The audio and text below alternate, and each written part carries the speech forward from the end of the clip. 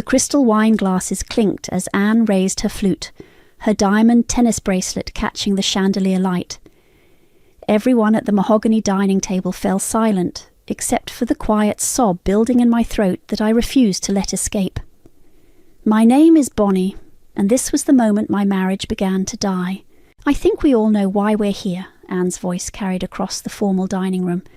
Gregory's business setbacks have become concerning. Her eyes locked onto mine, razor sharp. When my son married beneath his station, I hoped love would overcome certain limitations. I gripped my napkin under the table, knuckles white.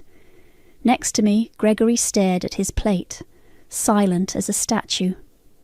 The same silence he'd maintained through 3 months of bounced checks and missing account statements. "Mother," Gregory finally spoke, his voice weak, "perhaps this isn't the time." "It's exactly the time," Anne cut him off. "Your father built an empire, and now look at you, living in that modest townhouse, driving domestic cars. All because you let yourself be distracted." She spat the last word like poison. I took a slow sip of water, buying time. Around the table sat the entire Walton extended family, cousins, aunts, uncles, all watching the show with barely concealed fascination. The lamb on my plate had gone cold. "Anne," I said carefully, "I run a successful interior design firm. Our lifestyle choices are just that, choices." "Choices?" Anne laughed, the sound like breaking glass. "Like choosing to drain my son's trust fund for your little hobby business?" The accusation hit like a slap.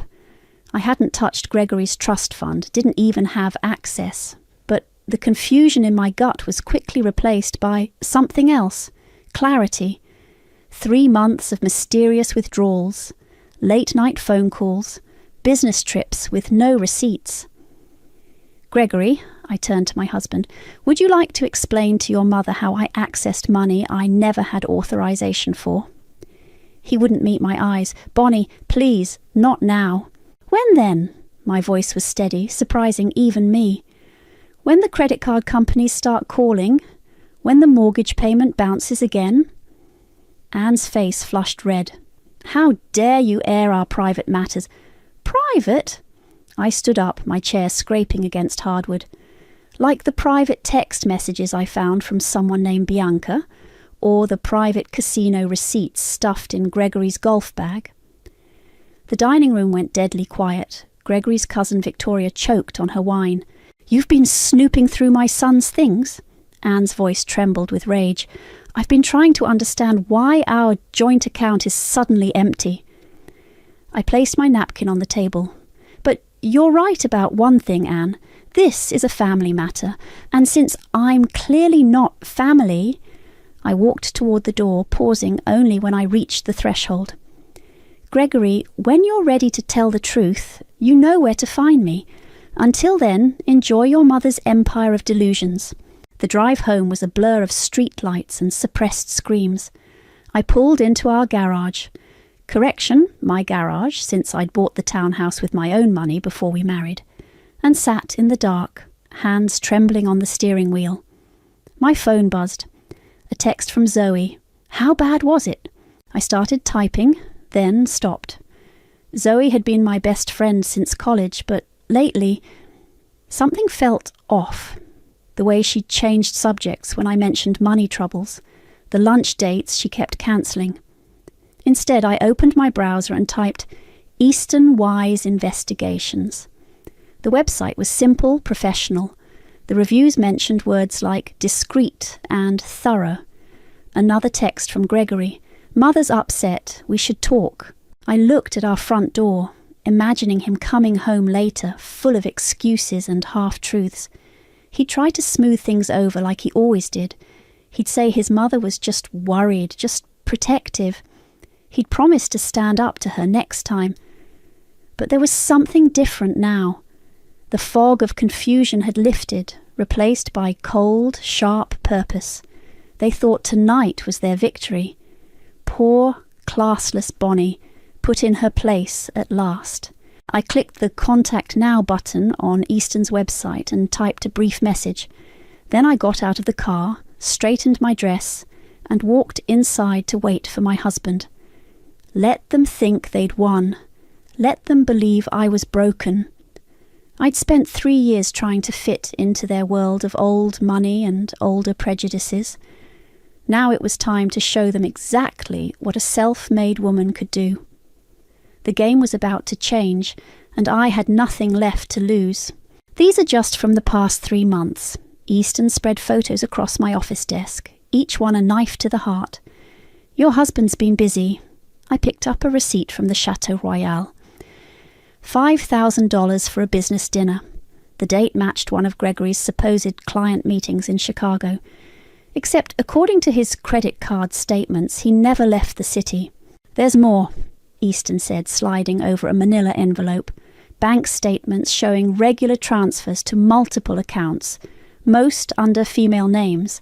The largest payments go to someone named Bianca. My hands shook as I opened the envelope. Inside were screenshots of text messages, hotel receipts, and something that made my stomach turn, a membership card for an exclusive gentlemen's club downtown. How much? I asked, my voice hollow. Total withdrawals over the past year? Just under 200,000. The number hit me like a physical blow. I thought about the morning Gregory proposed, how he'd surprised me at my tiny starter apartment with coffee and croissants, how he'd promised we'd build something beautiful together. My phone buzzed. Speaking of the devil. Hey, honey, Gregory's text read. Late meeting tonight. Don't wait up. I checked the time. 4:30 p.m. Right on schedule. I need you to follow him tonight, I told Easton. Get photos of everything. After Easton left, I pulled up an old photo on my phone. Gregory and me at our wedding, his arms around my waist, both of us laughing. I'd designed my own dress, refusing Anne's offers of family heirlooms. You look cheap, she'd said, but I suppose that's your aesthetic. My office phone rang. Bonnie, it's Andrea, Anne's goddaughter. Andrea, how did you get this number? Listen, I don't have much time. There's something you need to know about Gregory's ex-fiancé. I sat up straighter. I didn't know he was engaged before. Exactly. Anne made sure of that. The girl was from a working-class family like you. She found out some things about Gregory, threatened to go public. Anne paid her to disappear. My heart raced. Why are you telling me this? Because Anne's doing it again. She's been covering Gregory's debts for years, but this time it's different. The money's coming from places it shouldn't. A knock at my door made me jump. Zoe stood there, looking nervous. Andrea, I have to go. Thank you. I hung up as Zoe walked in. Hey, stranger, she said, trying to smile. Can we talk? I cleared my desk quickly, but not before Zoe caught sight of the hotel receipts. Her face went pale. Bonnie, I need to tell you something. Save it. I held up my hand. Unless you're ready to explain why you've been helping Gregory hide money. Her eyes widened. How did you... Your business credit line. The one you said was maxed out from renovations. Gregory's been using it for his gambling debts. Tears spilled down Zoe's cheeks. He said it was temporary, that he just needed to cover some investments until they paid off. He promised he'd pay it back. And you believed him, after watching him lie to me for months? He showed me documents, plans for this huge development deal. Said Anne was backing it, but the paperwork was delayed. I laughed bitterly. There is no development deal, Zoe. Just like there's no startup, no investors, no anything, except my husband burning through money with his mistress. My phone buzzed again. A message from Easton. Following target now, headed to Chateau Royal. Female companion matches description of Bianca. I'm so sorry, Zoe whispered. I'll help you. Whatever you need. I'll testify. Stop. I held up my hand. I trusted you for 15 years. You were my maid of honor.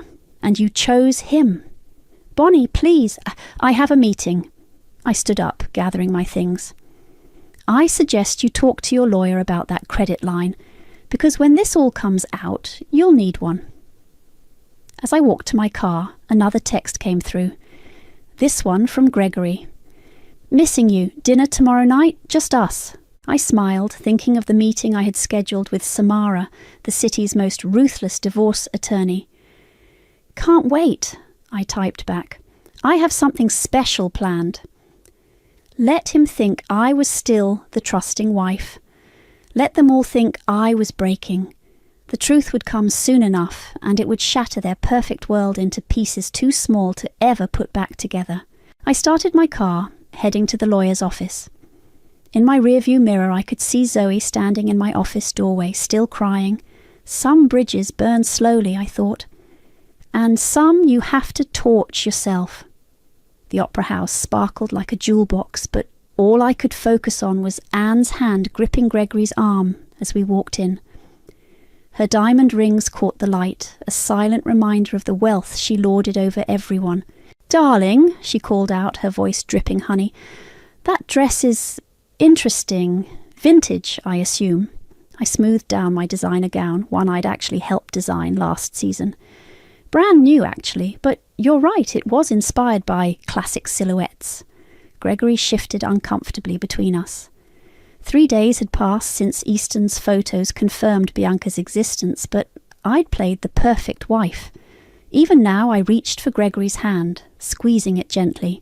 "The box seats are this way," Anne gestured, "though perhaps Bonnie would be more comfortable in the general admission area." "Mother," Gregory started, but I cut him off with a laugh. "Actually, I've arranged something special." I pulled out 4 tickets. Front row, centre orchestra, better acoustics. I thought we could all sit together. Anne's face tightened. These seats cost more than her box, and we all knew it. As we settled in, Andrea slipped into the seat next to me. "Aunt Anne," she said sweetly, "I hope you don't mind me joining." Anne's eyes narrowed. She knew Andrea had been talking to me, but couldn't make a scene. Not here, not now. The lights dimmed as the orchestra tuned up. I felt my phone vibrate, a text from Samara. "Documents ready, meeting tomorrow, 9 a.m. On stage, the tragedy unfolded. A beautiful woman discovered her husband's betrayal, his lies, his other life. How fitting. During intermission, I excused myself to the powder room. Andrea followed. "The transfers are getting bigger," she whispered, checking under the stalls. "Anne moved 50,000 last week, called it a family emergency." "From the estate trust," Andrea nodded. "She's executor, but she's not supposed to touch the principal. If the other beneficiaries find out..." The bathroom door swung open. Anne stood there, her face a mask of fury. "Andrea, dear, your father's looking for you." Andrea squeezed my arm before hurrying out. Anne waited until the door closed. "Whatever you think you're doing," she hissed. "Stop, now." I reapplied my lipstick, taking my time. "I'm just enjoying the opera, Anne. Isn't that what family does?" "You are not family. You're a gold digger who got lucky." I turned to face her. "Funny, I'm not the one embezzling from a trust fund." The colour drained from her face. "You don't know what you're talking about." "Don't I? Like, I don't know about Gregory's ex-fiancée, or about August introducing him to his bookie, or about Bianca." "You ungrateful little..." "Save it." I snapped my clutch shut. The second act's starting. We wouldn't want to miss the climax. Back in our seats, Gregory leaned over. "Everything okay?" "Perfect," I smiled, patting his hand.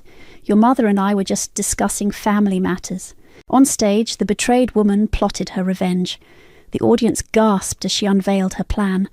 But they hadn't seen anything yet. After the show, August caught me in the lobby. Gregory's oldest friend, looking expensive in his tailored suit. The same suit he wore when he took Gregory to underground poker games. "Careful, Bonnie," he murmured, too low for others to hear.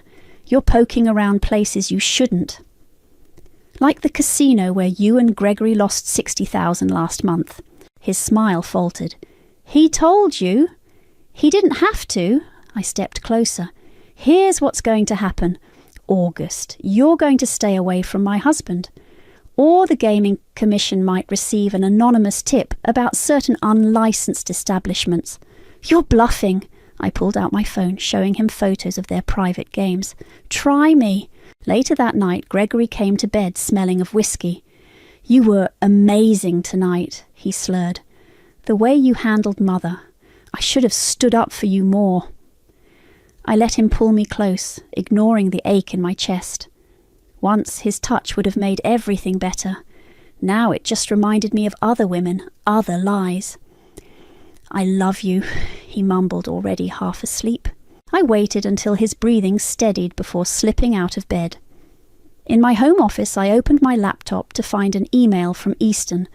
Found the connection. Anne's been funneling money through Gregory's accounts to cover her own tracks. Sending proof now. I clicked through the attachments, each one another nail in their coffin. Tomorrow, Samara would start the legal proceedings. But tonight, I allowed myself one moment of pure grief for the marriage I thought I had. The woman I used to be died in that opera house tonight.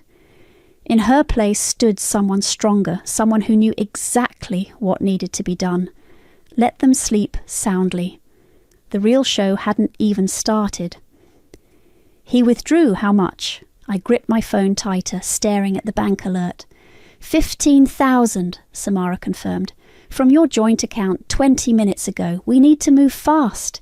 I pulled up my banking app. The account was nearly empty, again. 3 days after the opera, and Gregory was getting bolder. "Freeze everything," I told her. "Every account he has access to. Already done. But Bonnie, there's something else. Your friend Zoe, the credit line Gregory used, it's not just maxed out, it's in default." My stomach dropped. "How bad?" 120,000. The bank's threatening legal action. A knock at my office door made me jump. Edith, Anne's housekeeper for 20 years, stood there wringing her hands. "Ms. Bonnie, can we talk?" I waved her in. "Samara, I'll call you back." Edith closed the door carefully, checking twice to make sure it latched. "I shouldn't be here, but I saw something at the house." "What kind of something?" "Mrs. Anne, she was burning papers in the study fireplace, banking documents. And there was a name I recognized, Bianca Wise." My heart raced. "Wise? Like Mr. Easton's daughter?" Edith nodded.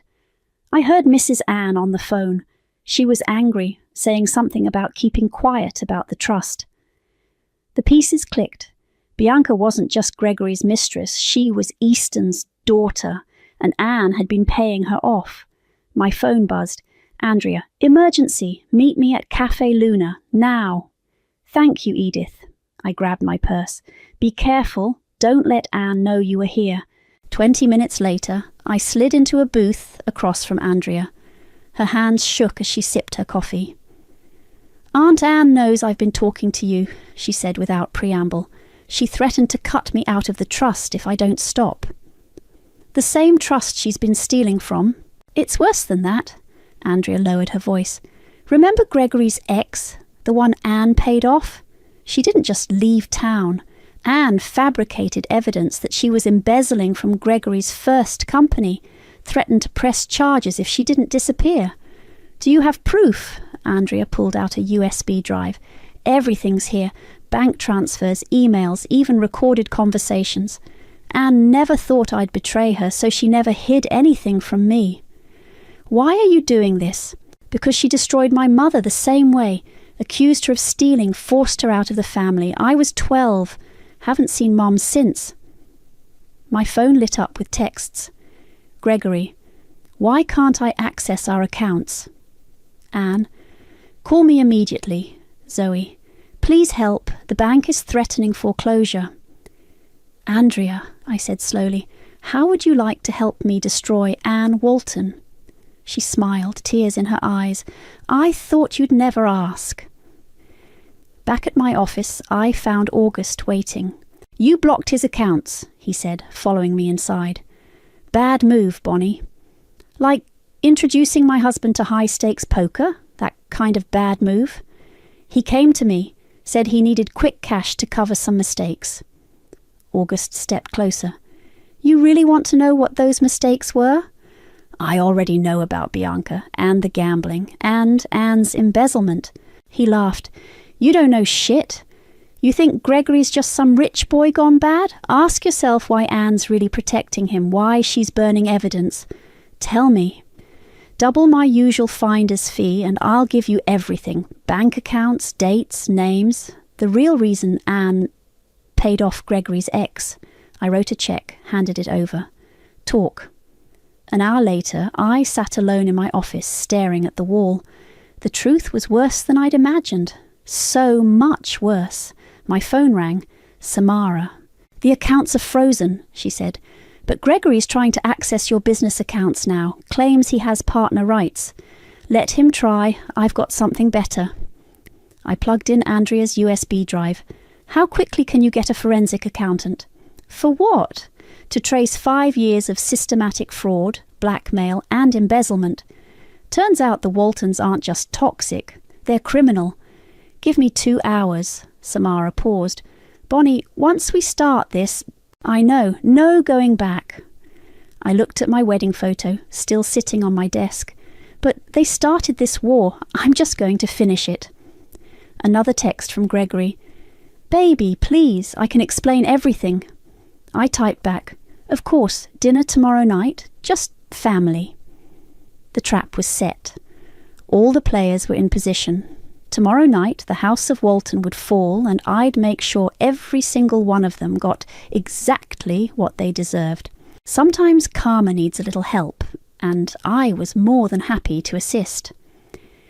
The charity gala buzzed with nervous energy. I'd made sure to invite all the right people, society columnists, business reporters, even that ambitious blogger who'd been investigating old money families. They circled the room like sharks, sensing blood in the water. Darling, Anne air-kissed my cheeks. What a lovely event, though perhaps a bit exposed for family matters. I gestured to the crowded ballroom. Isn't this what you wanted, Anne? Your son's wife finally acting like proper society. Gregory appeared looking uncomfortable in his tuxedo. The, accounts are still frozen. Banking error, I smiled sweetly. Being sorted out as we speak. A reporter approached, notebook in hand. Mrs. Walton, could you comment on your son's innovative investment strategies? There are rumours of quite impressive returns. Anne's face tightened. Gregory has always had a natural talent for finance, like his father. Really? I touched Gregory's arm. Honey, tell them about that exciting new development project. The one you've been investing in? Gregory paled. That's confidential. Oh, but everyone's talking about it, I pressed. Especially after those interesting transactions were flagged by the banking commission. The reporter's pen moved faster. Anne grabbed my elbow, nails digging in. What are you doing? She hissed. Creating a paper trail, I whispered back. Isn't that what you taught Gregory? Document everything. Across the room, Andrea was chatting with the blogger, casually dropping breadcrumbs about family trusts and missing funds. Right on schedule. Bonnie. August appeared, drink in hand. A word? I followed him to a quiet corner. Make it quick. I have reporters to entertain. This is suicide, he muttered. You really think you can take down the Waltons? They'll destroy you. Like they destroyed Gregory's ex or Andrea's mother? I sipped my champagne. Or should we discuss what really happened to that first trust fund? You don't understand. Gregory isn't just gambling away money, he's laundering it, I finished. Through your poker games. Don't worry, the Gaming Commission already knows. His face went ashen. You wouldn't. Try me. Back in the crowd, I caught snippets of conversation. Heard the accounts are frozen. Something about missing trust money. Wasn't there another fiancé before her? Perfect. Anne was holding court near the donations table, bragging about Gregory's business acumen. I stepped up beside her. Tell them about the start-up, Mother, I said loudly. The one Gregory's been funding through those special accounts. Well, she faltered. Or maybe about Bianca. She's quite the investment, isn't she? The circle of listeners grew quiet. Anne's smile became brittle. Perhaps we should discuss this privately, she said through clenched teeth. Why? Isn't family business public business? That's what you taught me at that lovely dinner party. Gregory appeared, sweat beading his forehead. Bonnie, please. Oh, speaking of business, I waved over the banking commissioner. Gregory, didn't you want to discuss those irregular transfers, the ones from your mother's trust account? The commissioner perked up. Transfers? Anne grabbed Gregory's arm. We're leaving. Now. But the press wants photos, I called after them. Something about dynasty in crisis. That's tomorrow's headline, I believe. They practically ran for the exit. Around me, phones were out, recording everything. The blogger was typing furiously on her tablet. Samara materialized at my side. Everything's documented. Ready for tomorrow? I watched my husband and his mother flee from the truth they'd tried so hard to hide. Almost. One more dinner, one more chance for them to lie. They'll try to stop you. Let them try. I raised my glass to Andrea across the room.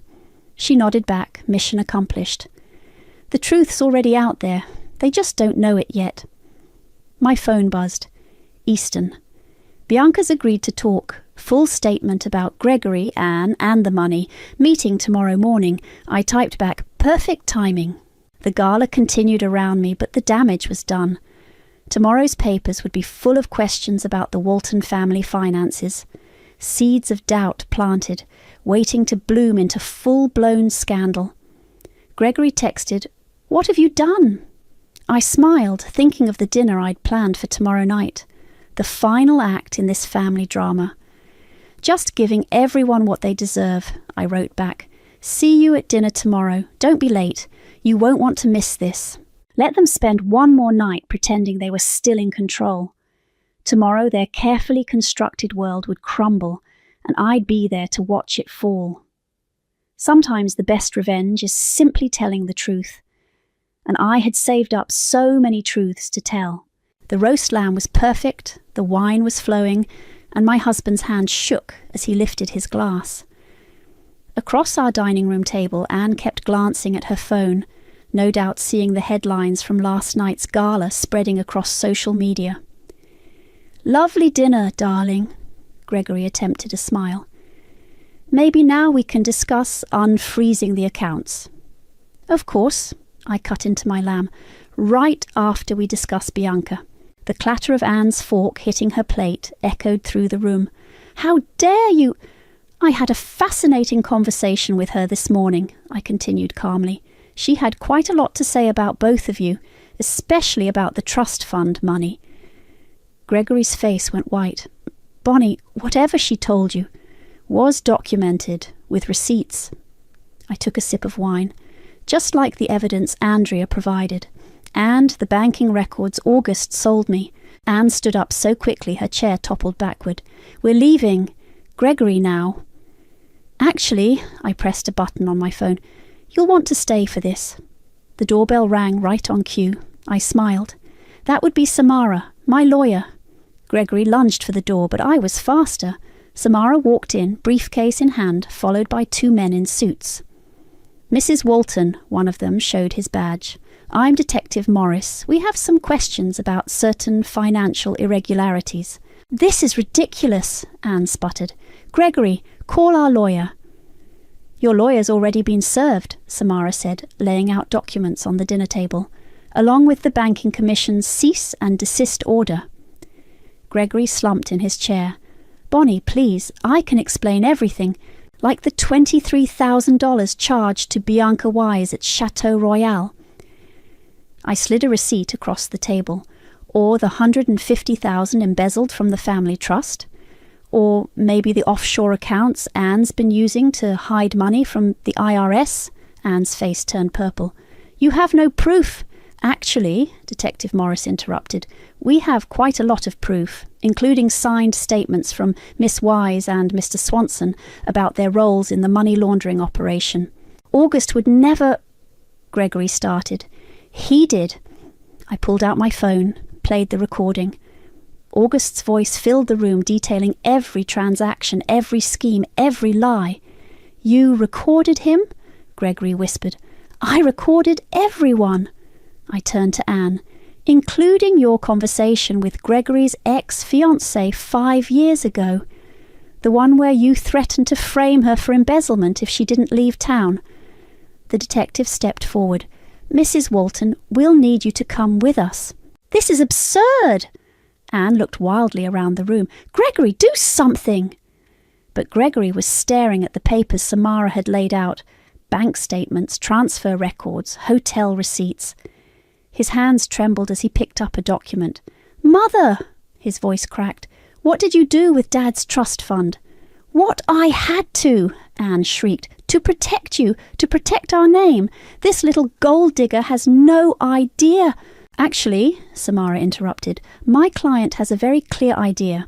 Clear enough to provide evidence of systematic fraud spanning 5 years. Clear enough that the FBI's Financial Crimes Unit is very interested in your family's banking activities. I stood up, pulled out one final envelope. These are divorce papers, Gregory.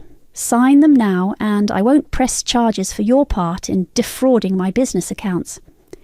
You can't prove... Zoe gave me everything. I met his eyes. Every transaction, every lie, every time you used her business to hide money for your gambling debts. The fight seemed to drain out of him. I never meant... It wasn't supposed to... Save it for your lawyer. I pushed the papers closer. Sign. As Gregory scrawled his signature, Anne was being read her rights. She kept screaming about family loyalty, about ungrateful wives, about the shame of it all. Detective, I called out as they led her away, don't forget to check the safe in her study, behind the Monet. Andrea mentioned some interesting documents stored there. Finally, it was just Gregory, Samara and me. The papers are signed, Samara confirmed. I'll file them first thing tomorrow. Gregory stood, shoulders slumped. Where am I supposed to go? The plaza has a room waiting, paid for by what's left of your trust fund. I walked to the door, held it open. Consider it my parting gift. He paused in the doorway. I did love you, you know, in the beginning. I know, that's what made it so easy to believe all the lies that came after. After they left, I poured myself another glass of wine, looked around the dining room where I'd just demolished the mighty Walton family. My phone buzzed. Andrea, it's done. Aunt Anne's being processed now, thank you. I smiled, raised my glass to the empty room. The truth had finally set us all free. You lying little bitch! Anne lunged across the conference table, her handcuffs rattling. 2 officers grabbed her shoulders, pulling her back into her seat. Mrs. Walton, her lawyer warned, please remain calm. We sat in the courthouse conference room, surrounded by attorneys, detectives, and financial investigators. The morning papers had exploded with headlines about the Walton family's fall from grace. Let's review the evidence again, Samara said, maddeningly calm. Bank statements showing systematic embezzlement from the family trust. Witness statements from both Bianca Wise and August confirming the money laundering operation. And, of course, the recorded confession from Gregory. Gregory sat at the far end of the table, looking shell-shocked. His expensive suit was wrinkled, his eyes hollow. I trusted you, he whispered, staring at his mother. You said the money was going to investments. Everything I did was for you. Anne's mascara ran down her cheeks. To protect you from women like her. She jabbed a finger at me. The lead investigator cleared his throat. Mrs. Walton, we've traced over $2 million in misappropriated funds, money that belonged to your late husband's beneficiaries. Including my mother, Andrea stepped forward, dropping a thick folder on the table. Every transaction, every fake document, every threat you made to force her out of the family. I kept everything. Anne's face crumpled. Andrea, darling, you don't understand. I understand perfectly. Andrea's voice shook. You destroyed my mother's life. Just like you tried to destroy Bonnie's. Just like Gregory's ex-fiancée. The door opened and Zoe slipped in, eyes red from crying. Miss Stevenson, Samara acknowledged, please state for the record what Gregory asked you to do with your business credit line. Zoe wouldn't look at me. He He said he needed to cover some gambling debts, that his mother would replace the money once the development deal went through. But there was no deal. He used my company to hide money he was paying to Bianca. And the amount? Samara pressed. 120,000, Zoe's voice cracked. The bank seized my assets. I'm losing everything. Gregory finally spoke up. I'll pay it back, somehow. With what money? His lawyer interrupted. Your accounts are frozen, your assets are under investigation, and your trust fund is empty. Actually, I pulled out a document. I have a proposal. All eyes turned to me as I continued. My company will purchase Zoe's business assets at market value, covering her debts. In exchange, Gregory and Anne sign full confessions and agree to make restitution to all affected parties. You can't be serious, Anne spat. Dead serious. I met her gaze. Sign the confession, or I'll make sure every society page and business journal knows exactly how you forced Gregory's ex out of the country. With proof. The room fell silent. Gregory's lawyer whispered something in his ear. I'll sign, Gregory said quietly. I'll tell everything. Gregory! Anne shrieked. It's over, Mother. He picked up a pen. You taught me to lie, to hide, to manipulate, and look where it got us. As Gregory began his confession, Andrea touched my arm. There's something else. Something about my mother. What? She's alive. In Toronto. Anne's been paying her to stay away all these years. I smiled. Call her. Tell her it's safe to come home. The next hour was a blur of signatures, statements, and legal terms. Anne was led away to begin her house arrest pending trial. Gregory left with his lawyer to check into rehab, part of his plea deal. In the hallway, Zoe caught up to me. Why? She asked. Why help me after what I did? Because 15 years of friendship means something, even if it ended badly. I handed her the purchase agreement for her business. Sign this, and we're even. But our friendship is over. Tears rolled down her face as she signed. I'm so sorry. I know. I took the papers. Goodbye, Zoe. Outside the courthouse, reporters swarmed. Questions flew. Is it true Anne Walton embezzled millions? Did Gregory really run a gambling ring? What about the allegations of blackmail? Samara stepped forward. My client has no comment except this. The truth always comes out. My phone buzzed. A text from Bianca. Thank you for everything. I typed back, take care of yourself. Another message popped up, this one from Andrea.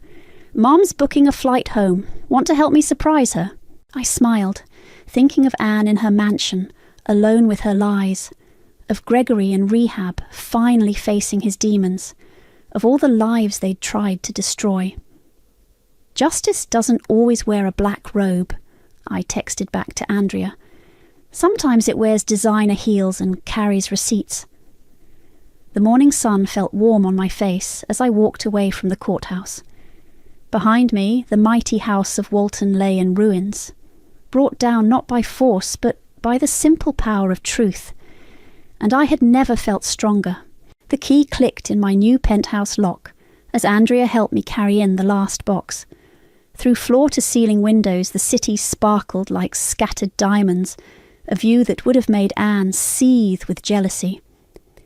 Mom's flight lands in an hour, Andrea said, checking her phone. I still can't believe she's really coming home. Believe it. I unpacked a frame, my first design award, earned while the Waltons were sneering at my little hobby business. How's the trust redistribution going? The lawyers found everything Anne hid. All the beneficiaries are getting their shares plus interest. She smiled, including Mom. My phone buzzed, a news alert about Gregory. He'd completed rehab and was working at a small accounting firm, living in a modest apartment. No more gambling, no more lies. Sometimes rock bottom has a foundation you can rebuild on. Have you heard from Zoe? Andrea asked. She sent an email. The business transition is complete. She's moving to Seattle. Fresh start. A knock at the door made us both turn. Samara stood there, holding a bottle of champagne and a thick envelope. "It's done," she announced, striding in. "Anne's plea deal is final. No jail time, but house arrest, full restitution, and she's barred from managing any trusts or estates." "How's she taking it?" "Last I heard, she's selling the mansion. Can't afford the upkeep without the trust money she was stealing." I opened the envelope. Final divorce papers signed and filed. Gregory had surrendered all claims to my business and assets. Freedom printed in legal terminology. "Speaking of business," Samara continued, "that development deal you found? The legitimate one?" "The old theatre renovation? Board approved it this morning. Your design firm got the contract," Andrea squealed, hugging me. "You're going to transform downtown." "We are," I corrected her, "if you still want that project manager position." Her eyes widened. "Really? Really? Time to build something new." My phone lit up with a text from Bianca.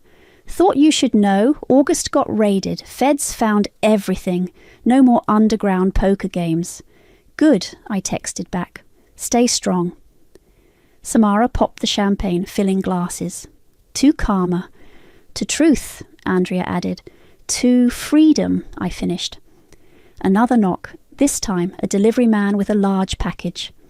Inside was a framed magazine cover. My face, my story. Phoenix Rising. How one woman exposed a dynasty's decay. "Put it there." I pointed to the wall facing the elevator.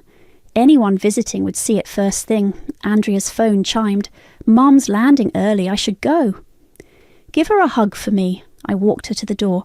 "Dinner tomorrow? All of us?" "Wouldn't miss it." After she left, Samara helped me arrange furniture, turning the penthouse from empty space into home. No photos of Gregory, no Walton family heirlooms, just my achievements, my taste, my life. "You know," Samara said, adjusting a lamp, "most people would have settled, taken the quiet divorce, kept the secret. Most people didn't watch their husband and his mother destroy lives for sport." "True."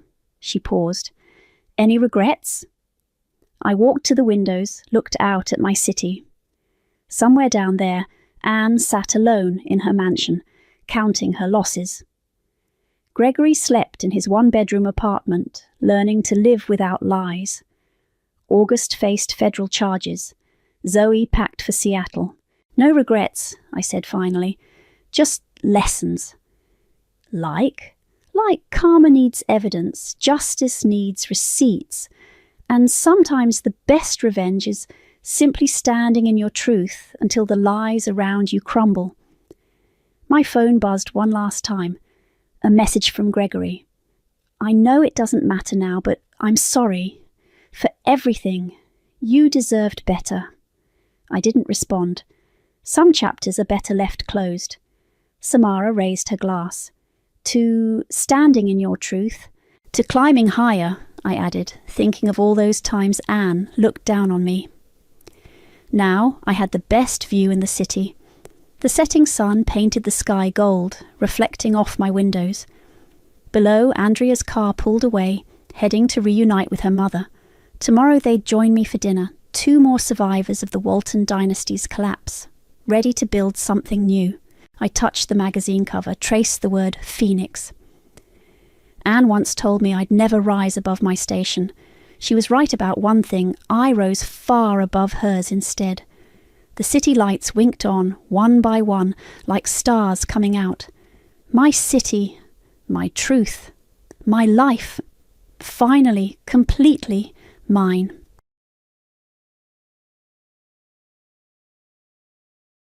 Hello. My name is Cassia, and for as long as I can remember, my family made sure I knew one thing. I didn't belong. It wasn't just the lies, the manipulation, or the favoritism. It was the way my father looked at me like I was a burden, the way my sister smiled every time she got away with something at my expense, the way my mother tried to protect me, but never enough to actually stop it. And then, one day, it all fell apart. My sister framed me. My father didn't hesitate. He threw me out like I was nothing. And as I walked away, she laughed, saying the words I'll never forget. "Good luck, loser." I had nothing. No home, no safety, no family to turn to. But what they didn't know was that in just a few days, everything would change. Because karma has a funny way of coming back around. What happens when the people who betrayed you finally get what they deserve? When the mother who once stayed silent decides to fight back. The house on Meadowbrook Lane had always looked inviting from the outside. A classic two-story, painted a soft shade of blue, with white shutters and a perfectly manicured lawn. It was the kind of place that neighbors admired, the kind that suggested warmth and love within its walls. But for me, it had never been a home. I stepped out of my car, gripping the handle of my suitcase a little too tightly. The weight of old memories settled on my shoulders the moment I looked up at the front door. I had spent years trying to convince myself that coming back wouldn't feel this way, that I had outgrown the unease that crawled up my spine every time I set foot on this porch. But it was always the same. I took a slow breath and stepped inside. The scent of lavender and polished wood filled the air, familiar but suffocating. My mother, Serafina, was in the kitchen, humming softly as she prepared dinner. She turned at the sound of the door, her expression brightening with relief. "Cassia, sweetheart, you're here." Her embrace was warm, the only true comfort I had ever known in this house. But before I could fully sink into it, I heard another voice, light, sing-song, and laced with just the right amount of false surprise. "Well, well, look who finally decided to grace us with her presence." Ophelia. I turned to see her standing in the living room, perched on the armrest of the couch, like a queen surveying her kingdom. She had always been beautiful, effortlessly charming, the kind of woman who could make a room gravitate toward her without even trying. And she knew it. "Still dressing like a corporate drone, I see," she mused, eyeing my navy blazer and pressed slacks with thinly veiled amusement. I ignored her, setting my suitcase down beside the stairs. "Where's Dad?" The question barely left my lips before his voice rang from the study. "Cassia!" Magnus Calloway emerged, his presence as imposing as ever. He was a tall man, built like he had been carved from stone, with sharp features that softened only for Ophelia. He barely looked at me before gesturing toward the dining table. "Sit. We need to talk." A sinking feeling settled in my stomach, but I obeyed. I had spent a lifetime following his orders, after all. Ophelia trailed after us, a smirk dancing on her lips. She slid into the chair across from me, resting her chin on her hand like she was about to enjoy a performance. Then, with a perfectly executed pout, she said, "Cassia broke my laptop." I blinked. "What?" "My MacBook." She tilted her head. "The one Dad bought me last month. I found it cracked this morning." I let out a sharp breath, trying to suppress the immediate surge of frustration. "I didn't touch your laptop, Ophelia." But she was already turning to Magnus, her voice laced with practiced disappointment.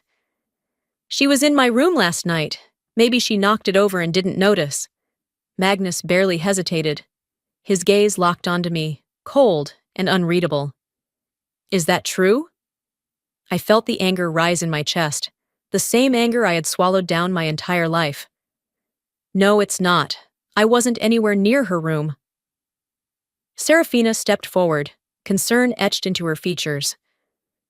"Magnus, you can't just assume—" "I don't assume," he cut her off sharply. "I know when someone refuses to take responsibility for their actions." His eyes bore into mine, as if daring me to argue.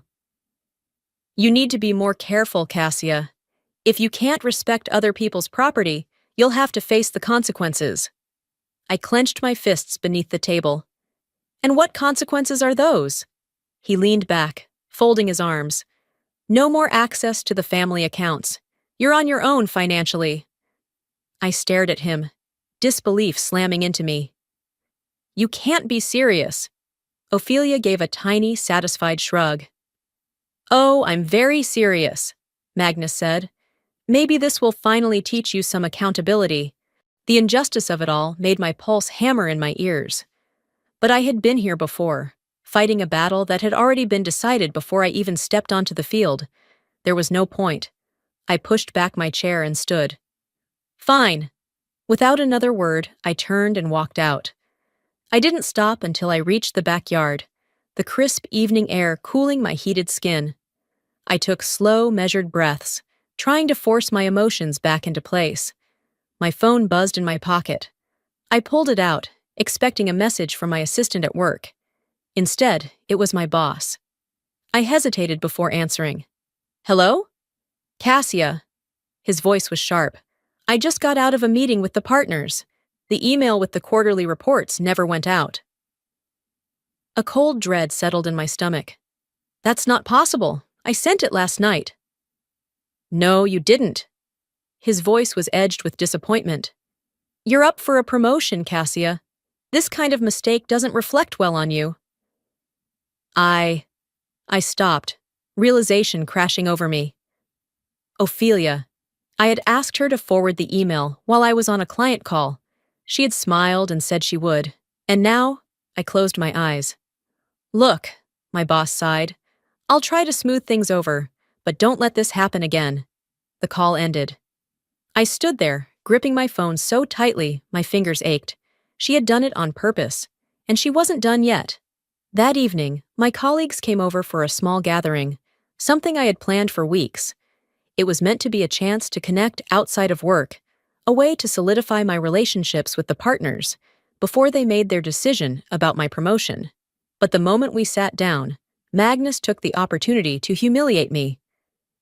She's always been a little scatterbrained, he said, smirking as he swirled the whiskey in his glass. Bright, sure, but never quite as sharp as she thinks. Ophelia laughed lightly, eyes glinting with amusement. I felt my throat tighten. My colleagues exchanged uneasy glances. I wanted to argue, to stand up for myself, but the words felt stuck. This was how it always went. I had spent my life fighting for respect in this house, but no matter what I achieved, no matter how hard I worked, they would never see me as anything but the girl who was never quite good enough. I excused myself early, my appetite long gone. Lying in bed that night, staring at the ceiling, the realization finally sank in. Nothing would ever change. Maybe it was time to finally walk away. I didn't expect my world to collapse overnight, but then again, I should have seen it coming. The morning sun filtered through my blinds, casting streaks of light across my room. My body felt heavy, drained from the humiliation of last night.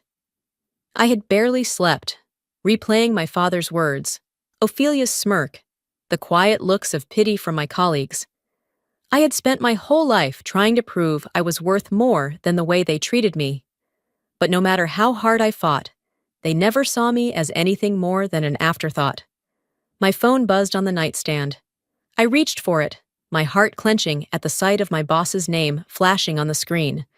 A voicemail. I sat up, took a deep breath, and played it. Cassia, look, I hate to do this over the phone, but the partners made their decision. Given the email issue and the missed deadline, they've decided to go with someone else for the promotion. It's nothing personal.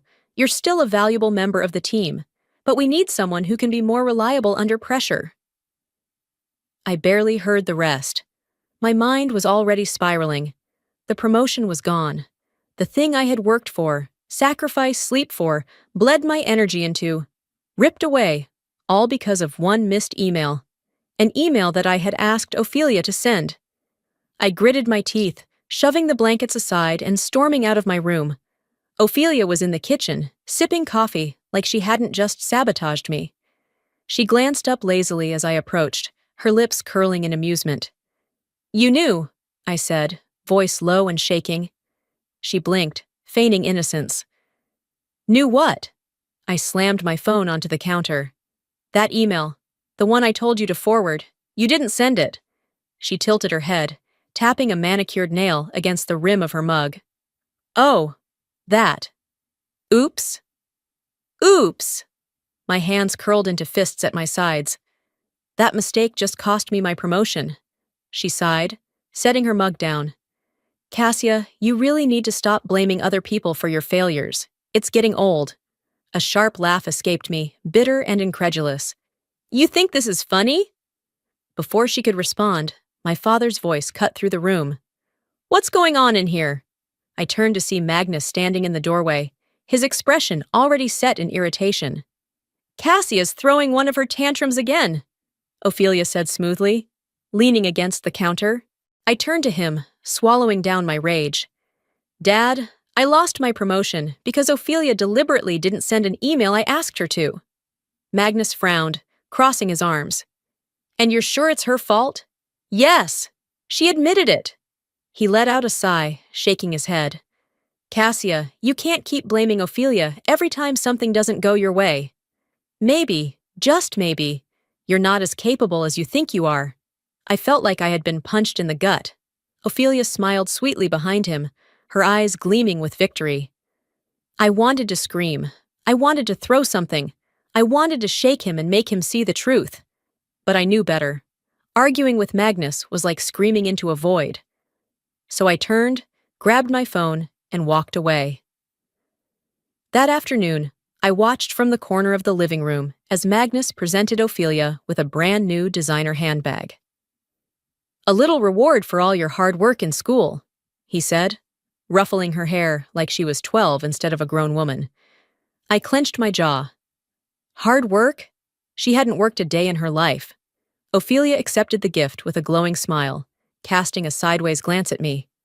She was loving this, every second of it. Serafina stood near the kitchen, arms crossed, her mouth set in a tight line. Our eyes met briefly, and I saw the silent apology there, but she said nothing. She never did. I let out a short laugh, shaking my head. You really don't see it, do you? Magnus turned to me, his expression cooling. See what? This! I gestured toward Ophelia, toward the expensive gift in her hands. The way you treat us differently. She does nothing and gets rewarded. I work my ass off and I get nothing but criticism. Magnus scoffed. You wouldn't understand, Cassia. Ophelia actually works hard. I barked out a humorless laugh. Right, of course. She works so hard manipulating you. His face darkened. That's enough. Ophelia smirked behind him, lifting her new handbag in my direction like a trophy. I turned away before I did something I'd regret. That evening, Magnus stormed into the house, his face red with fury. Who scratched my car? I looked up from my book, confused. What? The side mirror is broken. There's a huge scratch on the passenger side.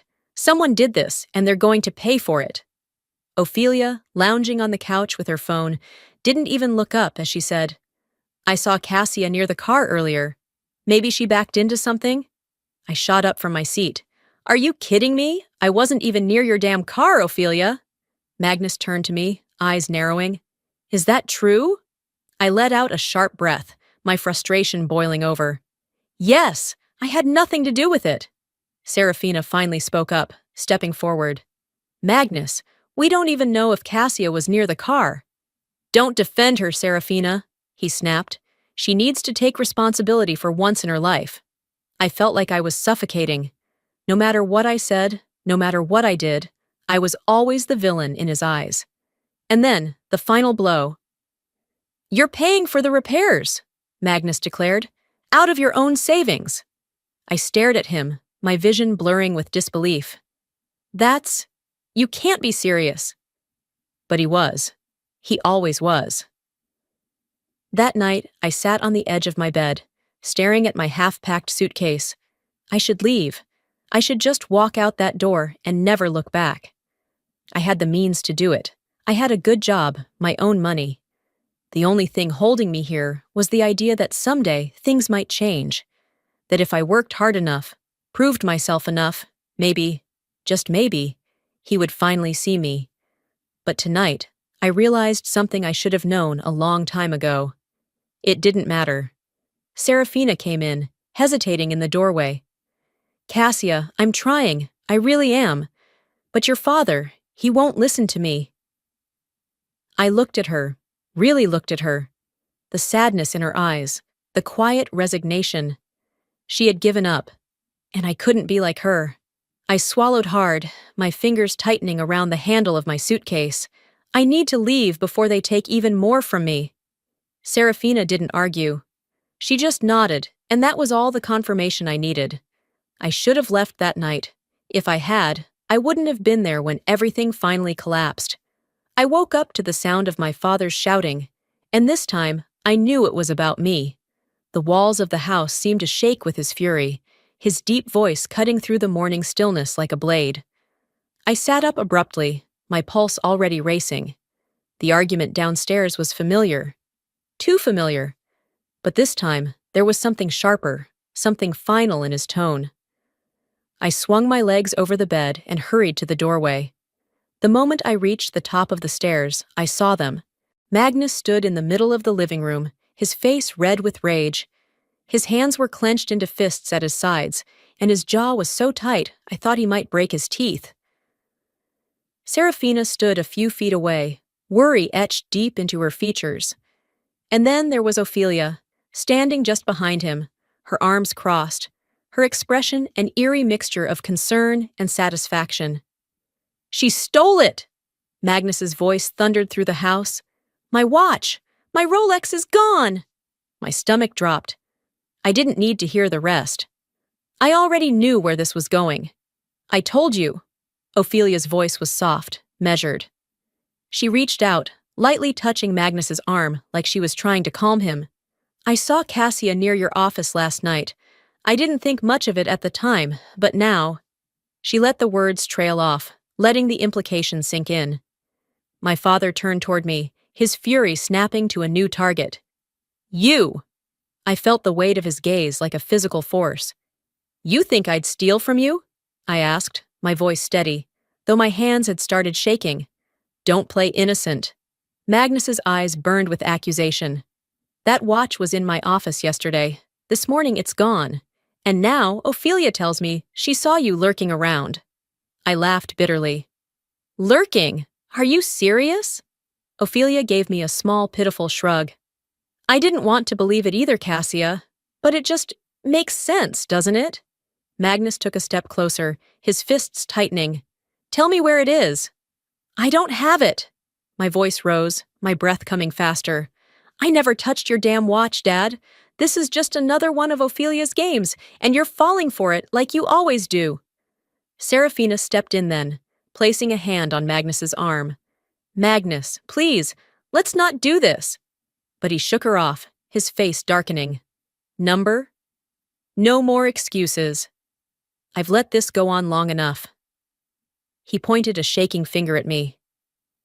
"You have been nothing but a problem since the day you were born. I've given you everything, and this is how you repay me? By stealing from me?"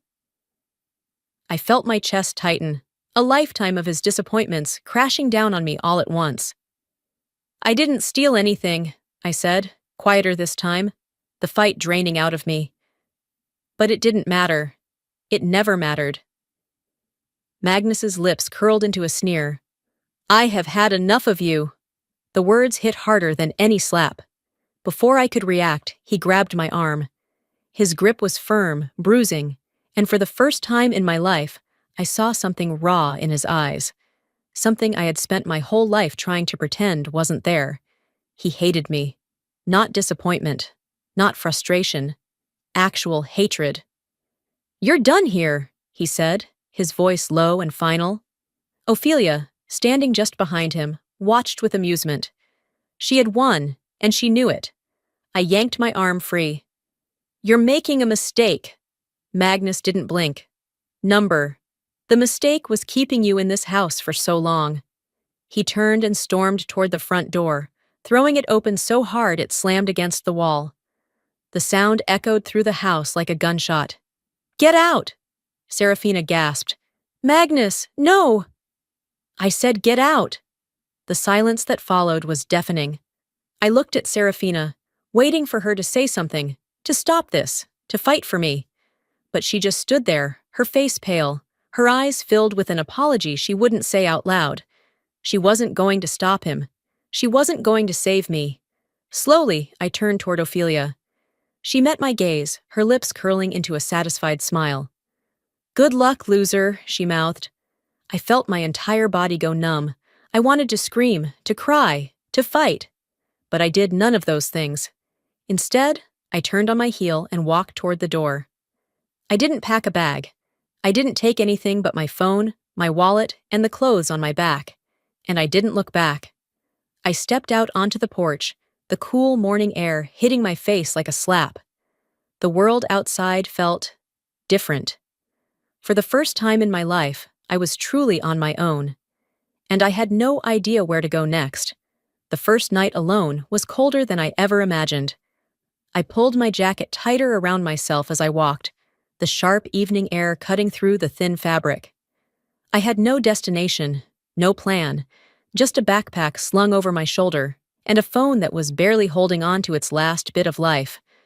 The streets of Houston were quieter than usual, the occasional headlights flashing past me as I wandered aimlessly. I pulled out my phone, my fingers stiff from the chill, and checked the screen. 1% battery. No missed calls, no texts, not even from Mom. I swallowed down the lump rising in my throat. Part of me had hoped, just a little, that she would reach out, that she would fight for me. But hours had passed, and silence had been my only answer.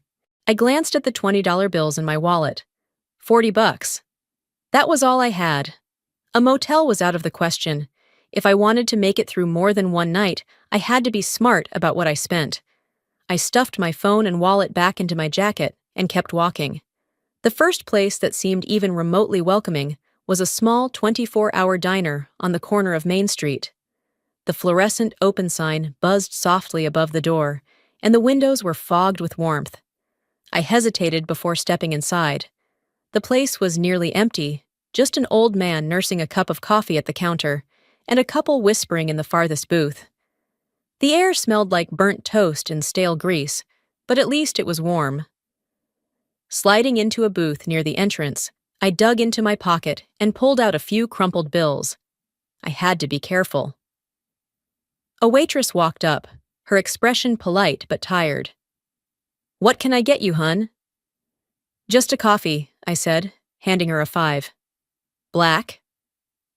She raised an eyebrow but didn't say anything, just nodded and walked away. I sat there, my fingers curled around the chipped tabletop, staring at nothing in particular. I just need somewhere warm for a little while. That was the plan. Just sit, gather my thoughts, and figure out what the hell I was going to do next. But then I heard it. A whisper, not meant for me, but unmistakably about me. "She's just sitting there, hasn't ordered food. You think she's—" Another voice, lower this time.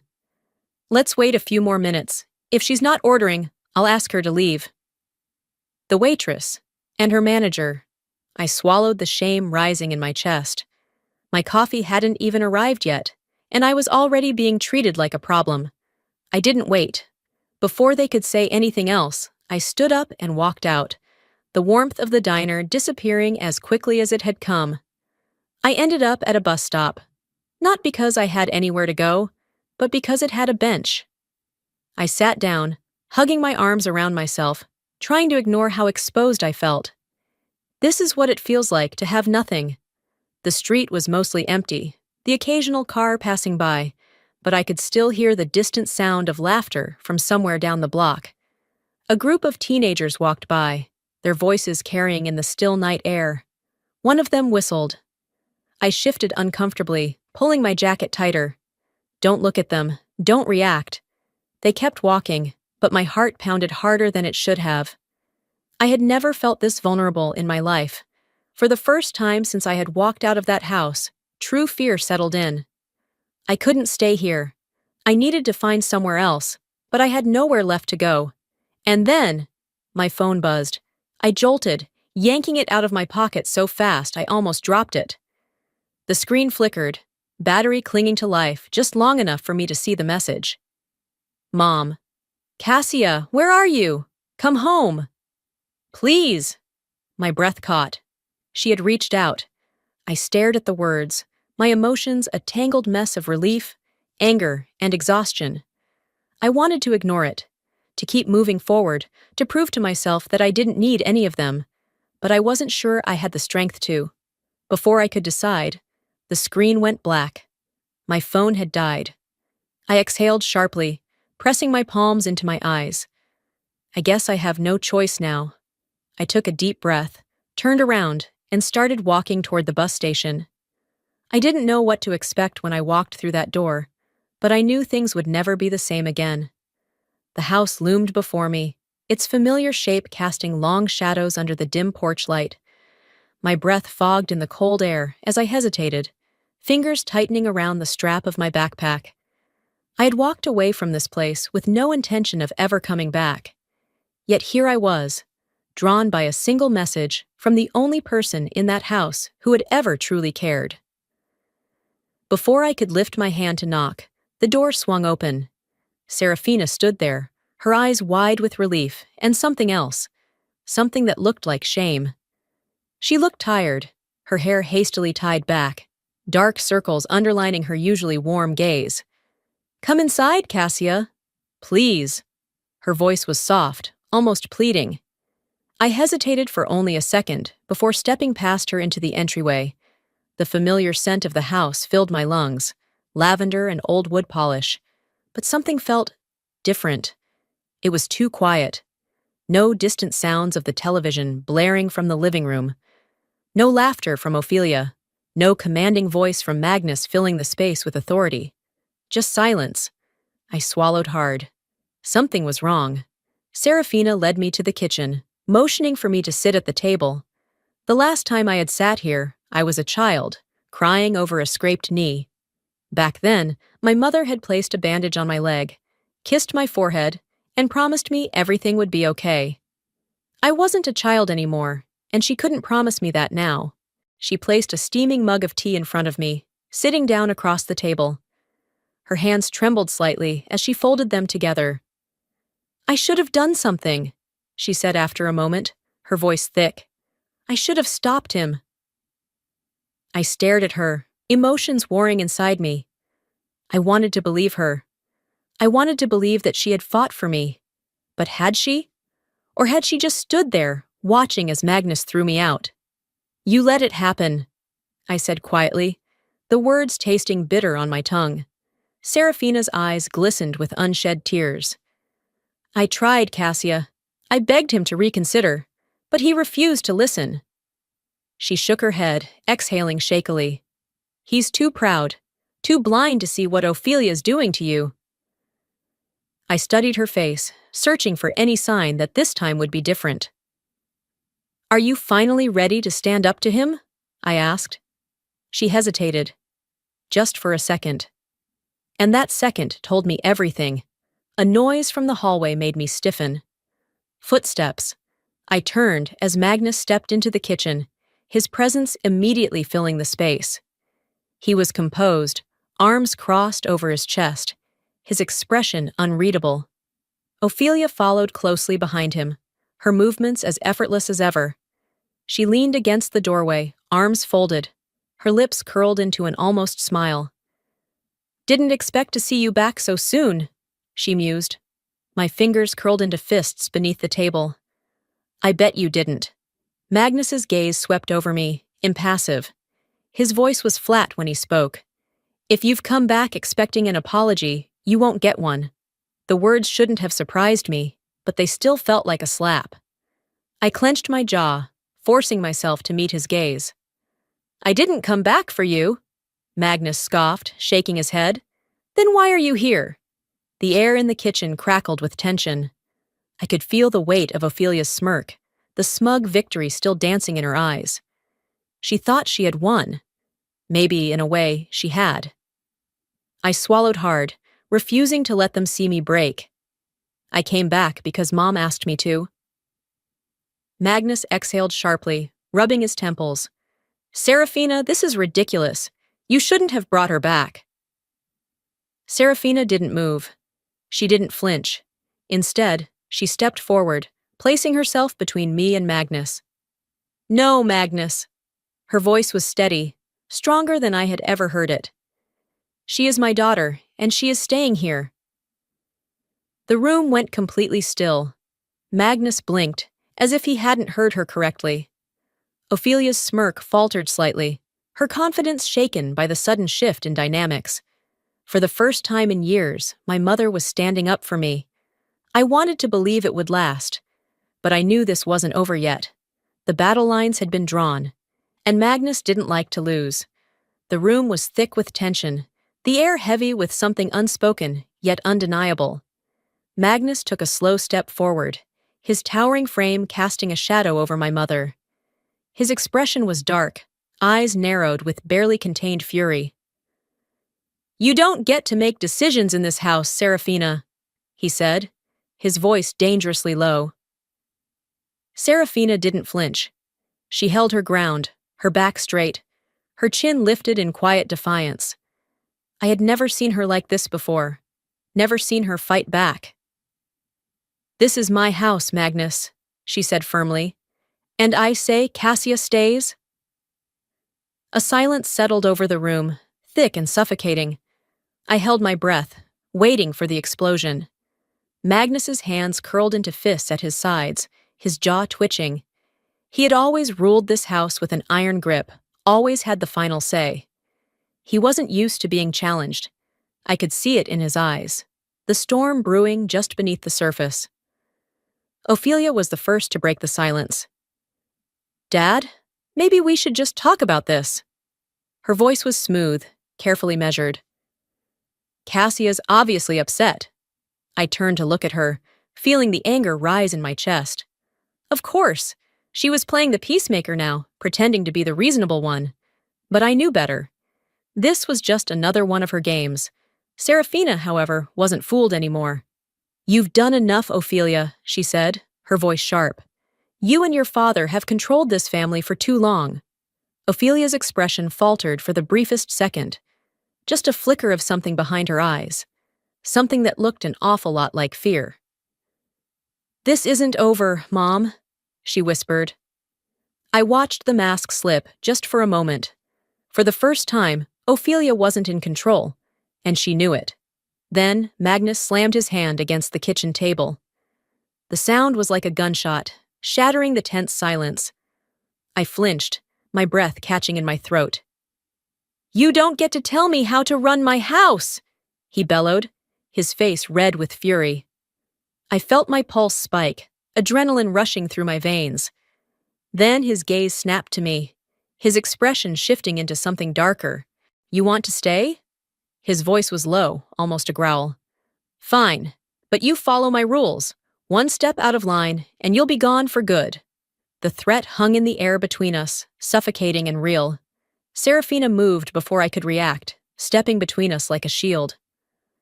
"No, Magnus," she said, her voice steady. "You don't control her anymore." Magnus's nostrils flared, his eyes wild, but something had shifted. For the first time, he wasn't the one calling the shots. I swallowed, my heartbeat hammering in my ears. This was it. The moment everything truly changed. I took a step forward, my voice steady despite the storm raging inside me. "You're right, Dad," I said, each word slow and deliberate. "This is your house." His expression flickered with something unreadable. "But it's not my home." The words sliced through the air like a blade. Magnus's face hardened, but he didn't speak. I turned to my mother. "Mom, if you really mean what you said, then prove it." Serafina's breath hitched. Her fingers curled into fists at her sides. Then, slowly, she turned back to Magnus. She met his eyes, her voice calm but unwavering. "I will." The next morning, Mom made an appointment with a divorce lawyer. I found her sitting at the kitchen table, a cup of coffee in front of her, untouched. Her phone was still in her hand, her fingers hovering just above the screen, as if she were considering undoing whatever she had just done. I hesitated before stepping closer. "Mom?"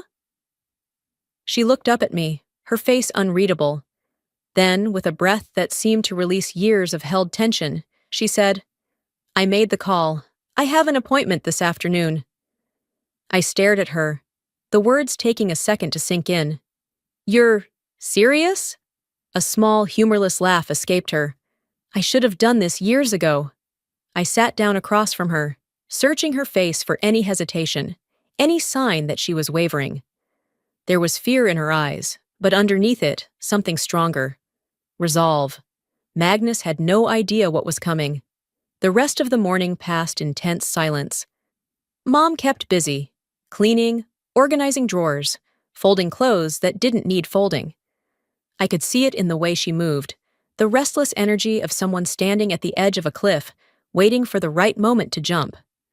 I didn't say much. What was there to say? Ophelia, however, was watching. She always did. By noon, she finally spoke. "Mom, is something going on?" Serafina barely glanced up from wiping the already clean countertop. "It's nothing you need to worry about." But I saw the way Ophelia's eyes narrowed. She didn't like being kept out of the loop. "Really?" she pressed, her voice laced with suspicion. "Because you've been acting off." Serafina met her gaze, calm and unreadable. "I'm just tired, Ophelia, that's all." For once, Ophelia didn't seem convinced. She lingered in the doorway a second longer before walking away, but I caught the flicker of something behind her carefully constructed mask. Paranoia. She felt it. The shift. And for the first time, she had no idea what was coming next.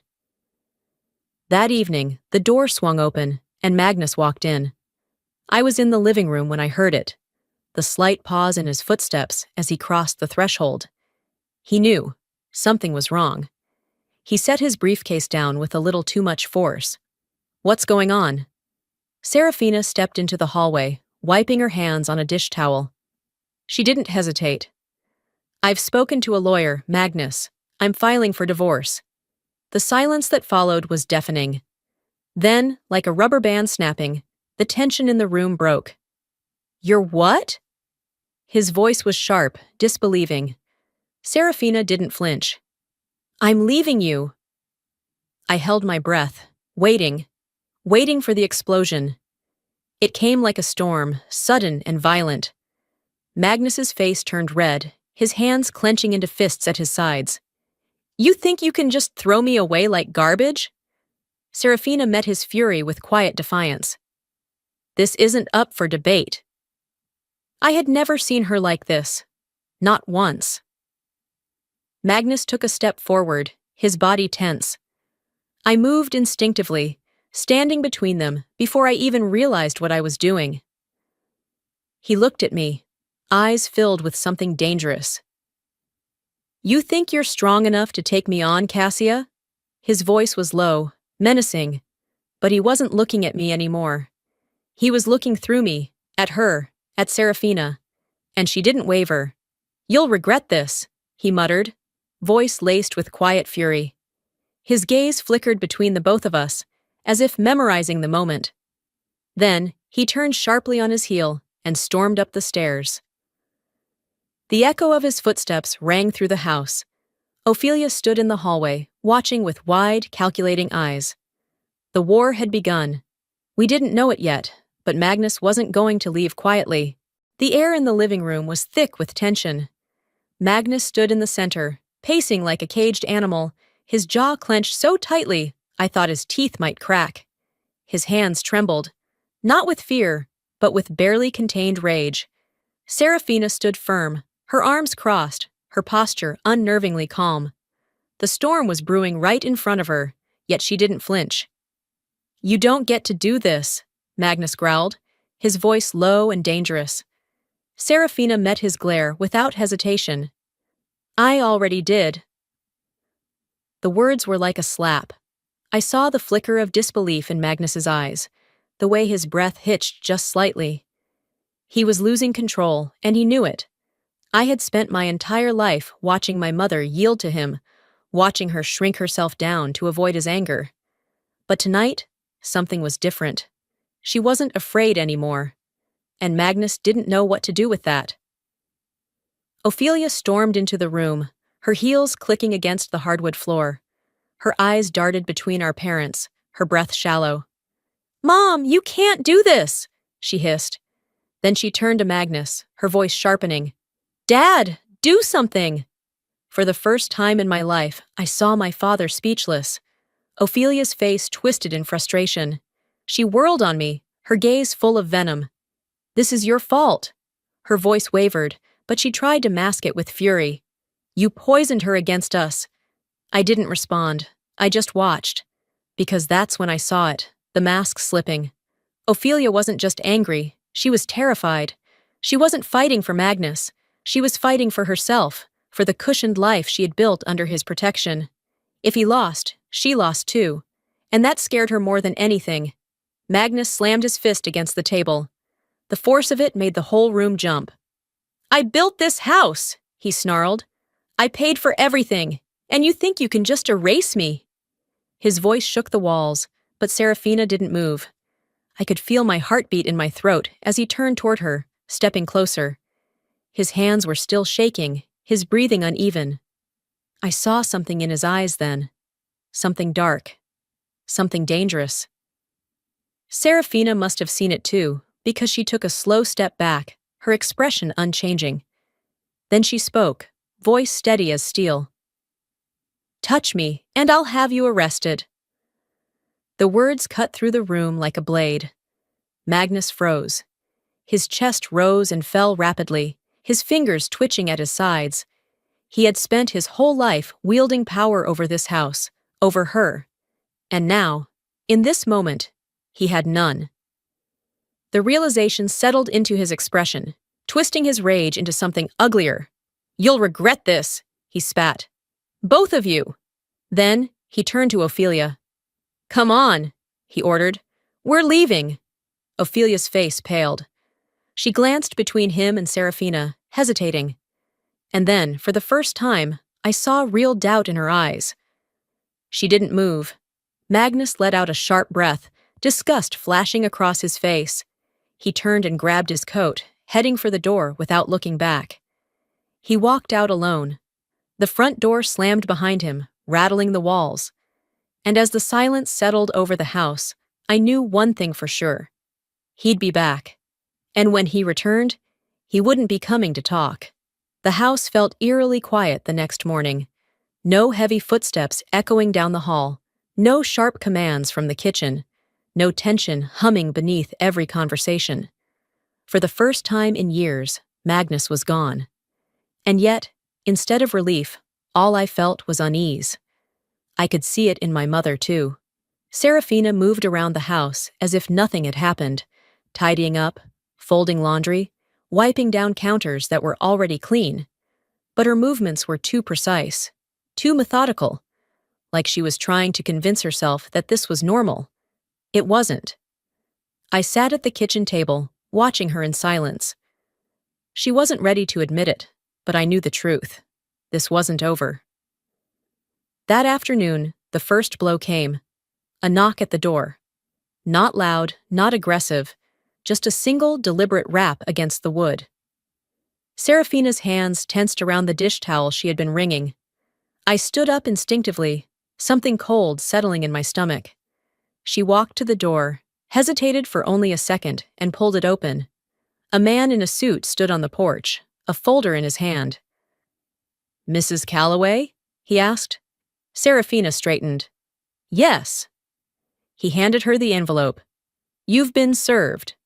I heard the sharp inhale of her breath as she took it.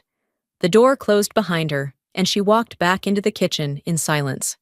She set the envelope on the table and slowly opened it. Her face remained unreadable as she skimmed the pages, but I saw her hands tighten just slightly. Then she exhaled. "He's contesting the divorce." I swallowed hard. "What else?" "He wants the house," she said simply. I felt my stomach drop. "He's trying to ruin you."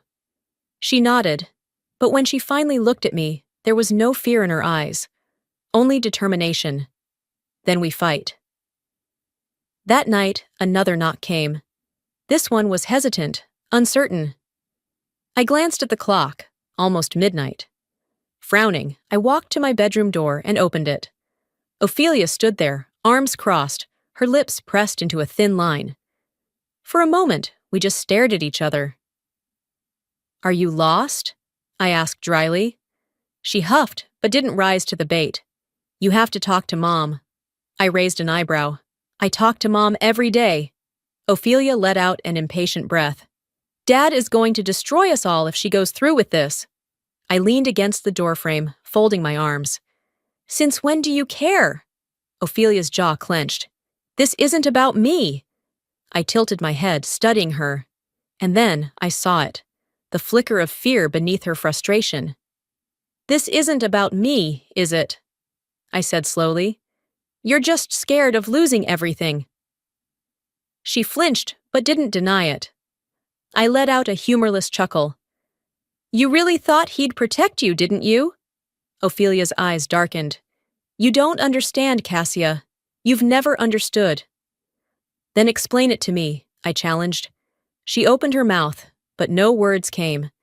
She hesitated for a beat too long, then turned on her heel and walked away. I watched her retreat, the weight of realization pressing down on me.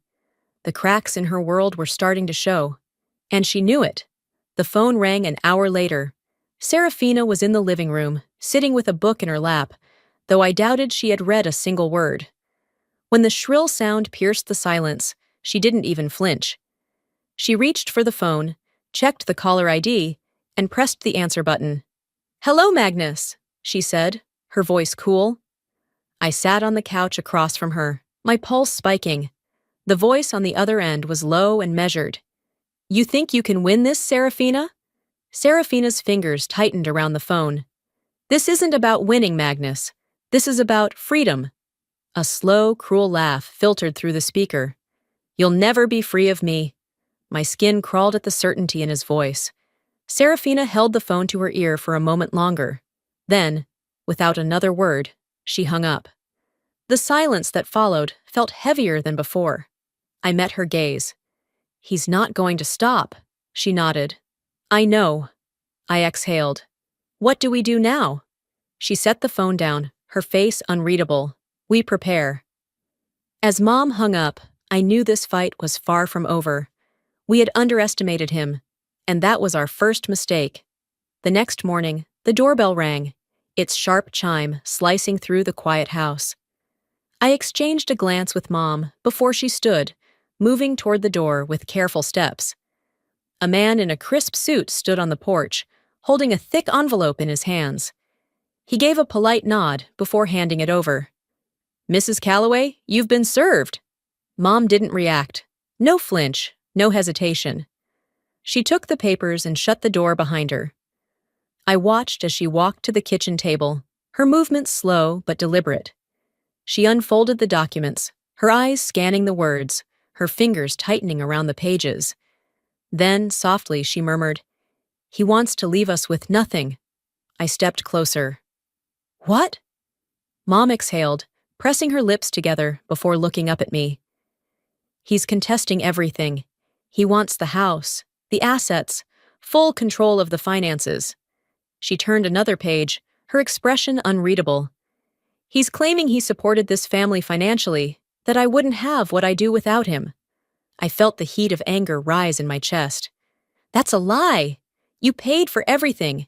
You carried this house while he— I know. Her voice was steady, but I saw the way her hands trembled just slightly. I clenched my fists. Then we won't let him. Ophelia stormed into the kitchen an hour later, the papers clutched in her hand like a weapon. Mom, you have to stop this, she snapped, her voice shrill. He's going to ruin us. Mom didn't even glance at her. He's the one doing this, not me. Ophelia's expression twisted, her breathing shallow. You think this is just about you? She waved the documents in frustration. This affects all of us. If he takes the house, he won't. But what if he does? Ophelia's voice wavered. Maybe if we just talk to him? I let out a sharp laugh, cutting her off.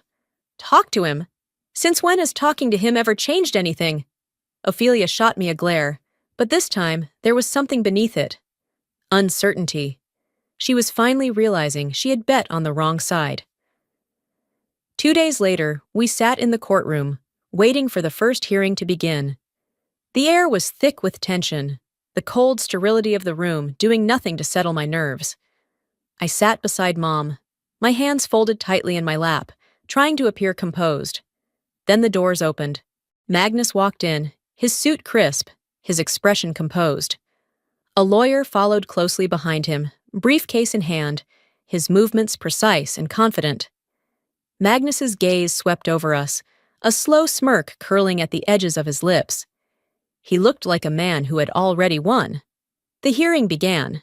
His lawyer was the first to speak, his voice smooth and practiced. "Your Honor, my client has provided for this household for years.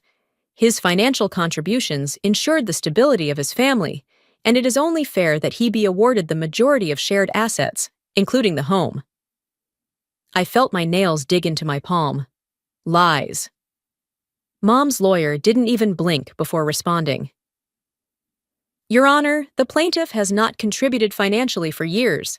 In fact, Mrs. Calloway was the sole provider of this household, paying the mortgage, utilities, and all household expenses. Any claims to financial contribution are unfounded."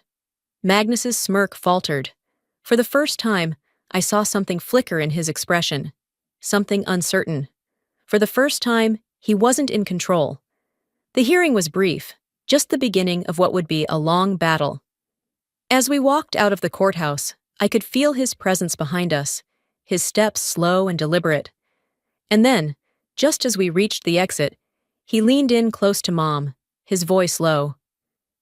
"You think you've won, Serafina," he murmured. "This is only the beginning." Mom didn't react, didn't even acknowledge him. She just kept walking, her back straight, her face unreadable. But I turned, just enough to meet his gaze. And I saw it. Beneath the anger, beneath the bravado, there was something else. Fear. I had spent my whole life fearing my father, but now, for the first time, I realized he was afraid of us, and that made him more dangerous than ever. At first, it was subtle. A flicker of the lights in the kitchen. The hum of electricity stuttering, just for a second. A power outage that lasted only a moment, long enough to make my mother pause, glancing up from her book. "Probably just the wiring," she murmured. But I wasn't so sure. Then the bank called. Mom stood at the counter, phone pressed to her ear, her grip tightening as she listened. "What do you mean my account was frozen?" Her voice was calm, but I could hear the undercurrent of unease. The conversation ended quickly, and when she turned to me, her face was unreadable. "Someone tried to put a hold on my accounts," she said. "The bank flagged it as fraud." I didn't have to ask who. And then the car appeared. A dark sedan parked just across the street. Not always there, not all night, but enough that I noticed. Enough that it sent a chill down my spine. I sat on the couch one evening, staring at it through the window. The engine was running. Someone was inside. But they never got out. "He's trying to scare us," I murmured. Mom stood behind me, arms crossed. "No," she exhaled. "He's trying to break us." Ophelia was quieter than usual. She moved through the house like a ghost. Her usual arrogance faded. I caught her watching Mom more than once, studying her like she was trying to read between the lines of something unspoken. One evening, she slid into the seat across from me at the dining table. "We should talk to Dad," she said suddenly. "Try to calm him down." I set my fork down, staring at her in disbelief. "Are you serious?" Ophelia didn't meet my eyes. "You're scared," I realized. "You think he's going to come after you next." She exhaled, rubbing her hands together, looking smaller than I had ever seen her. For the first time, I saw it. She wasn't just a manipulator, she was a product of him. And now, without his protection, she was just as lost as the rest of us. The pounding on the door woke me in an instant. I bolted upright, my heart hammering. It was nearly 2 a.m. Another loud bang echoed through the house. I threw off my blanket and rushed to my window, peering down. My stomach turned to ice. It was Magnus. Serafina was already in the hallway when I stepped out, her face pale but composed. "Don't open it," she whispered. The pounding continued. "You think you can take everything from me?" Magnus's voice boomed through the door, raw with fury. I pressed myself against the wall, my breath shallow. Then, bang! Glass shattered somewhere downstairs. Mom flinched, then grabbed her phone, dialing. "I'm calling the police!" Magnus laughed from outside, a dark, guttural sound. "You think they can protect you?" I swallowed hard, my pulse racing. This wasn't going to end with words. By the time the police arrived, Magnus was gone. They took our statements, glanced at the shattered window, and nodded solemnly as Mom filed for a restraining order. But we all knew it wouldn't stop him. Ophelia sat on the couch, staring at the shards of glass scattered across the floor, her face unreadable. For the first time, I saw true fear in her eyes. I turned to my mother, my voice quiet but firm. "We have to end this. Before he does. Because if we didn't stop him now, we might not get another chance." And Magnus was about to prove exactly how far he was willing to go. The morning after the attack, the house felt different. Not just because of the shattered window or the cold breeze that snuck in through the temporary plastic covering. It was something else, something heavier. Mom stood in the living room, staring at the glass shards still scattered on the floor. She held the phone to her ear, speaking in hushed, clipped tones. I knew who she was talking to. Her lawyer. "We're moving forward with a restraining order," she said, her voice steady, "and I want to discuss the financial dispute." I watched her, noticing how stiff her posture was, how the exhaustion clung to her shoulders. She had always carried so much weight, but for the first time, I could see it wearing her down. "I should have done this years ago," she whispered as she hung up. I swallowed, nodding, but there was a pit in my stomach. "It won't stop him. He won't let us go that easily." She turned to me, her gaze unwavering. "Then we won't make it easy for him either." By noon, another letter arrived. I saw the official-looking envelope before Mom did. My stomach twisted as I picked it up from the mailbox, my fingers tightening around it. The return address was from Magnus's lawyer. Another attack. Mom took the envelope from me, her expression unreadable as she tore it open and unfolded the papers. Her eyes moved across the page, and then, just for a second, I saw it. The flicker of unease. "He's demanding financial compensation," she murmured. I frowned. "What?" "He's claiming he contributed to the home's finances and is entitled to half of everything." My blood boiled. "That's a lie." Mom exhaled through her nose, setting the papers down with deliberate calm. "Of course it is." I watched her closely, noticing how her hands trembled before she balled them into fists. "He's trying to bleed you dry," I said. She lifted her chin. "Let him try." But I knew the truth. This wasn't just about money. This battle wasn't going to end in court. It was about to get personal. Ophelia was pacing when I walked into the kitchen later that evening. The house had been quiet since the letter arrived, but she was anything but. Her arms were folded, her lips pressed into a thin line. "Mom," she started, hesitant. "Maybe we should settle. Maybe it's not worth it." I stiffened. Mom turned from the sink, giving Ophelia a sharp look. "Are you suggesting we let him win?" Ophelia's mouth opened, then closed. I exhaled slowly, watching her closely. "You're scared," I said. She flinched, but didn't deny it. "He's our father, Cassia." Her voice was quieter now, almost pleading. The air between us grew heavy. For so long, I had resented her, hated the way she always took his side, the way she always stood in his shadow. But now I saw it clearly. She wasn't just complicit, she was trapped. But that didn't mean I was going to save her, and I wasn't going to let her drag us down with her. "The lines have been drawn, Ophelia," I said finally. "Pick a side." She didn't answer. Maybe she already had. That night, the final warning came. I had been walking past the front door when something caught my eye. A thin white envelope barely sticking out from beneath the doorframe. I hesitated before reaching for it, dread curling in my gut as I pulled it inside. Inside, there was only a single sheet of paper. A note. "You can't hide behind the law forever. I always win." No signature, no threats spelled out. Just a message, a promise. I clenched my fists, my pulse pounding in my ears. I turned to Mom, handing her the letter. She read it, her expression unreadable, then set it down. She didn't look afraid. She looked furious. "It's time to end this," I said, voice steady. Once and for all.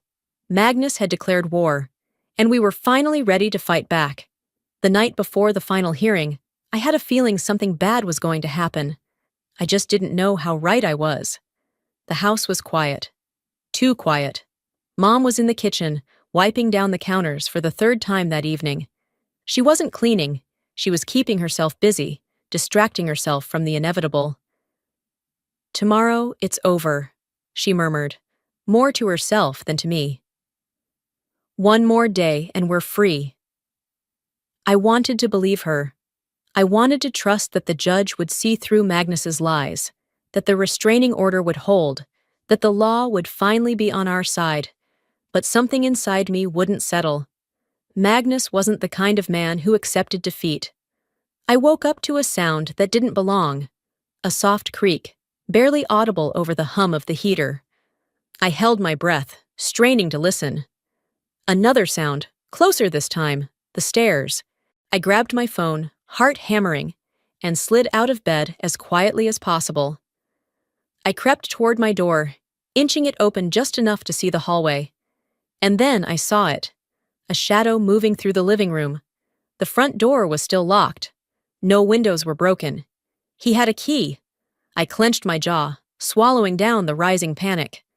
Serafina's door creaked open, and she stepped out, her expression turning to stone the moment she spotted him. "Get out!" she said, her voice firm but shaking slightly. Magnus turned toward her, smiling like he had just walked in from work instead of breaking into the house in the middle of the night. "You really thought a piece of paper could stop me?" He took a slow step forward. "You're ruining this family, Serafina. You always were weak." I moved before I could think, stepping between them. "You lost this family the moment you chose yourself over all of us," I shot back, my voice steady. Something snapped in his eyes. He lunged. His hand clamped down on my arm, fingers digging into my skin. Pain shot through me, but I refused to let him see it. Then, crash! Mom swung a lamp into his shoulder, the sound of shattering glass piercing the air. Magnus stumbled back, his face contorted with shock. For the first time, he looked truly afraid. And then, before he could recover, sirens. Blue and red lights flashed through the windows. I saw the moment he realized it was over. The front door burst open, and officers rushed in.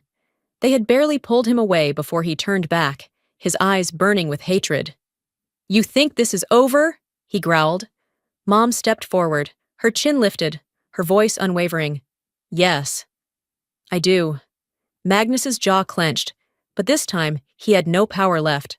The officers led him out, his footsteps heavy against the floor. And then, silence.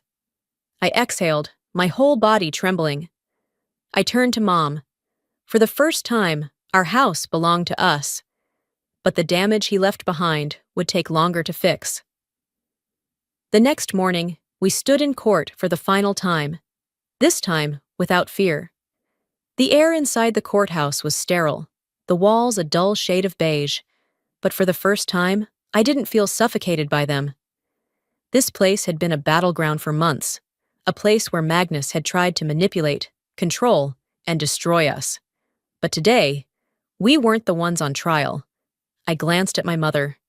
She sat beside me, her hands folded neatly in her lap. There was no shaking, no hesitation, just quiet strength. Then, the doors at the back of the courtroom opened. Magnus was led inside, his hands cuffed in front of him. His once pristine suit was wrinkled, his face unshaven. The arrogance that had always radiated from him was gone, replaced with something else: defeat. The judge's voice echoed through the chamber. After reviewing all evidence and testimony, the court has reached its final decision. I held my breath. Full ownership of the property and financial assets is awarded to Serafina Calloway. Relief crashed over me like a wave. The divorce is officially granted, with no financial obligations to the defendant. Mom exhaled slowly. And given Mr. Calloway's repeated violations of the restraining order, combined with his recent acts of violence, this court is issuing a formal sentence, which will be carried out immediately. I looked at Magnus, expecting him to fight, to protest, to do what he always did, make himself the victim, but he just sat there, staring ahead. For the first time in his life, he was powerless. Outside the courthouse, the air was crisp and cool.